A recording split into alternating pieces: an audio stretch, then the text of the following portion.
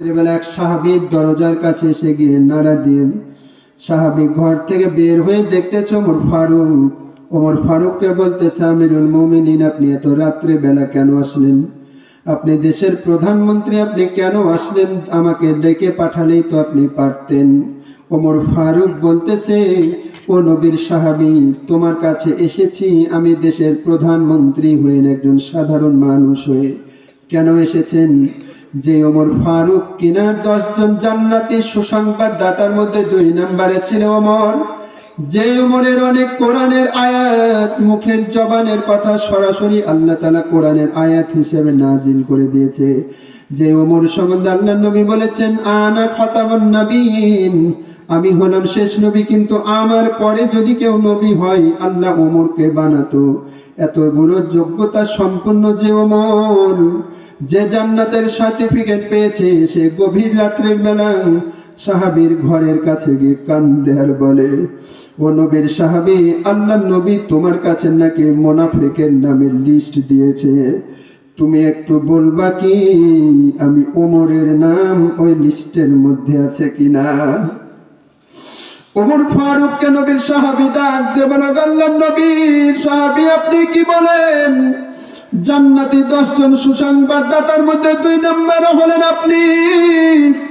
আপনার জবানের বহুত কথা আল্লাহ তাআলার কাছে এত পছন্দ, তিনি সরাসরি কোরআনের আয়াত হিসেবে নাজিল করেছেন। আর আপনি কিনা এসেছেন আপনার নাম মুনাফিকের খাতায় লেখা। আল্লাহ নবীর সাহাবী গো, এটা নবীর পক্ষ থেকে প্রকাশ করা নিষেধ আছে, আপনি দয়া করে আমাকে মাফ করে দেন। ওমর ফারুক কিছুদিন পর আবার ওই সাহাবীর ঘরের দরজায় রাত্রে বেলা গিয়ে আবার নাড়া দেয়, বলতেছে, রে নবীর সাহাবী, আমার মনের ভিতরে আমি শান্তি নাই। হয়তো আমি জান্নাতি, এক সময় নবীর কাছ থেকে সার্টিফিকেট পেয়েছি, কিন্তু এখন মনের ভিতরে বড় ভয়।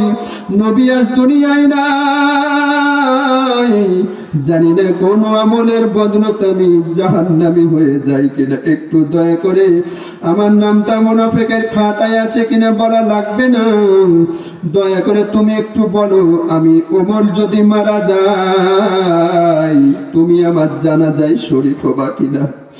ওই সাহাবী বলতেছো, আল্লাহর নবীর সাহাবী, কি বলেন আপনি? আপনার জানাজায় আমি অবশ্যই শরীক হব। ওমর ফারুক বলতেছে, নবীর সাহাবী, আর বলা লাগবে না, আমি ভালো করে জানি তুমি কোনো মুনাফিকের জানাজায় শরীক হও না। আমার জানাজায় যখন শরীক হব আমি মনে শান্তি পেলাম, তার মানে মুনাফিকের লিস্টে আমার নাম নাই। তাদের কি চিন্তাধারা, আপনার আমার কি চিন্তাধারা?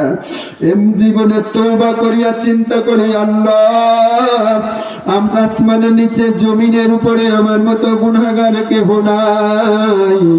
সমস্ত গুনার বোঝা লইয়া মালিক তোমার দরবারে হাজির হইলাম, আর জীবনে কোনদিন গুনাহ করব না। আস্তাগফিরুল্লাহাল্লাযী লা ইলাহা ইল্লা হুয়াল হাইয়ুল কাইয়্যুম ওয়া আতুবু ইলাইহি।